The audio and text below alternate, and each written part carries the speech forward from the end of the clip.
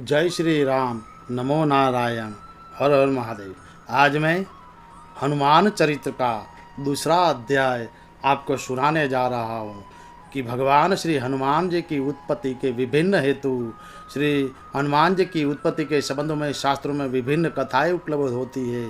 संक्षेप में वे कुछ इस प्रकार से मैं आपको बता रहा हूँ कि अनंत करुणा एवं प्रेम की मूर्ति श्री भगवान की लीला मधुर, मनोहर एवं अद्भुत होती है।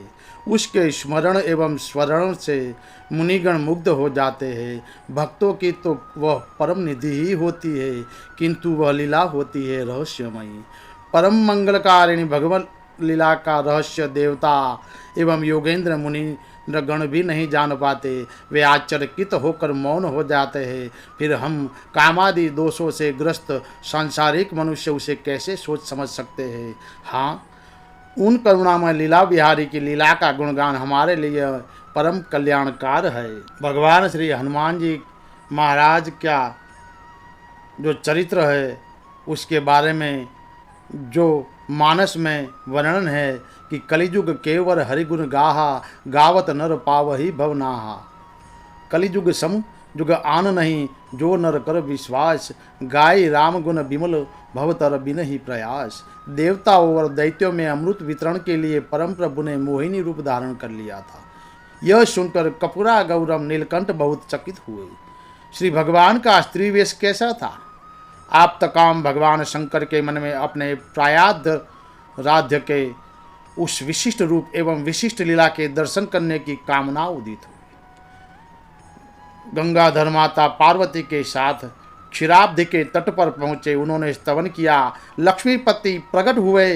देवाधिदेव महादेव ने निवेदन किया, हे प्रभु, मैंने आपके मत्स्यादि सभी अवतार स्वरूपों का दर्शन किया था, किंतु अमृत वितरण के समय आपने परम लावण्यमयी स्त्री का वेश धारण किया। उस अवतार के स्वरूप के दर्शन से मैं वर्जित रह गया।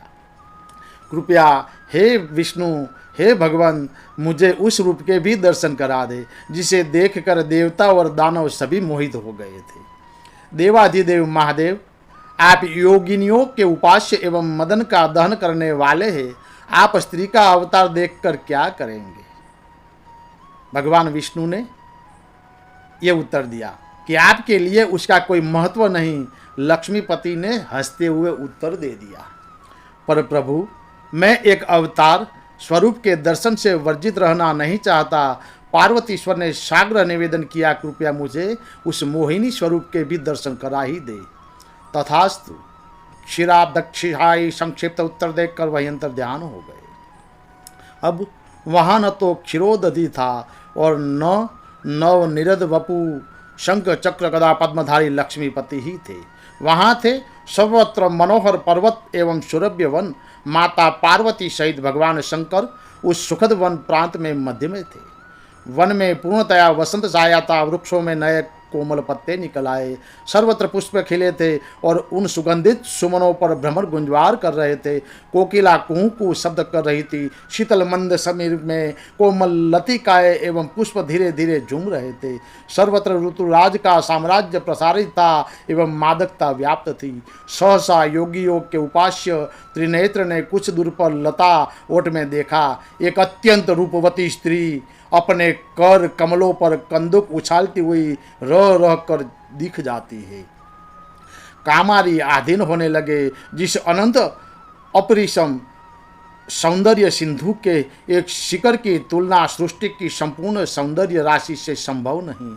वह सौंदर्य सिंधु स्वयं जब मूर्त हो जाए, उचलित होता दिख जाए, तब क्या हो। उसके सम्मुख लावण्यमयी अप्सराओं का त्याग और काम दहन की क्या गणना। भोलेनाथ को अपनी भी सुधा न रही।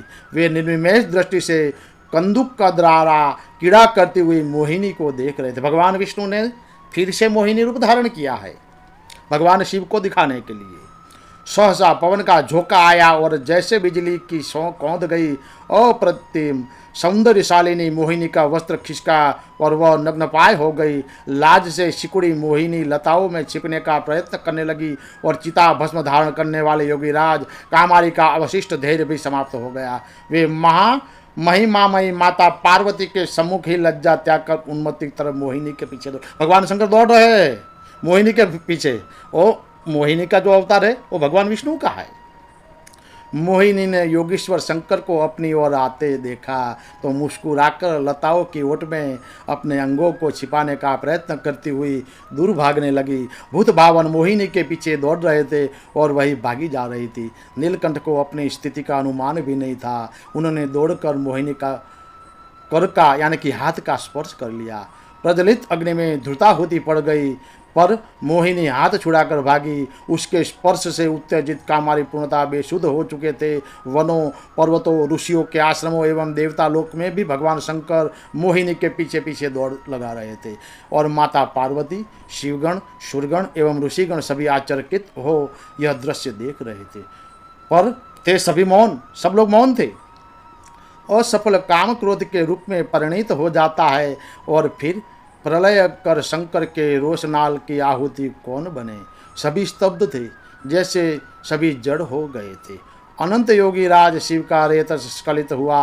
अब उन्हें अपनी स्थिति का भान हुआ। विश्वनाथ ने तुरंत दोनों हाथ जोड़ लिए और मस्तक झुकाकर कहा, प्रभु आपकी लीला अग्रम्य है, आपकी माया का पार पाना संभव नहीं है। अपने परम प्रभु की लीला की अगम्यता एवं अनिवर्चदात को समझकर भगवान शंकर उनका ध्यान करने जा ही रहे थे कि उनके सम्मुख वनमालाधारी चतुर्भुज प्रभु प्रकट हुए और उमा वल्लभ शिव की निष्ठा एवं विश्वास की प्रशंसा कर वे वहीं अंतर ध्यान हो गए। परम पिता कपूर गौरम भी माता पार्वती के साथ प्रभु गुणगान करते हुए कैलाश के लिए चल पड़े। भगवान शंकर का अमोघ वीर्य व्यर्थ कैसे जाता। उस वीर्य का राम कार्य की सिद्धि के लिए प्रयोग करने की दृष्टि से भगवान शंकर ने सप्त ऋषियों को प्रेरित किया। उन्होंने उस वीर्य को पतेत पर स्थापित कर लिया और समय से उसे केसरी पत्नी माँ अंजना में कर्ण मार्ग से प्रवेश करा दिया। उसके फलस्वरूप श्री हनुमान जी महाराज प्रकट हुए। ये शिव पुराण की शतरुद्र संहिता का अध्याय 20वां है। वज्र बले हनुमान जी की जय, श्री सीताराम की जय। अतुलित धाम हेम शैलाभदेहम धनुजवन कुशानुम ज्ञानिमा गण्यम। श्री हनुमान जी महाराज का जो जन्म होने वाला था, कैसे होने वाला था, कैसे हो गया, उसके बारे में मैंने आपको बता रहा हूँ। अभी ये दूसरा अध्याय था, तीसरा अध्याय अभी तीसरे वीडियो में आएगा। जय श्री राम, नमो नारायण, हर हर महादेव।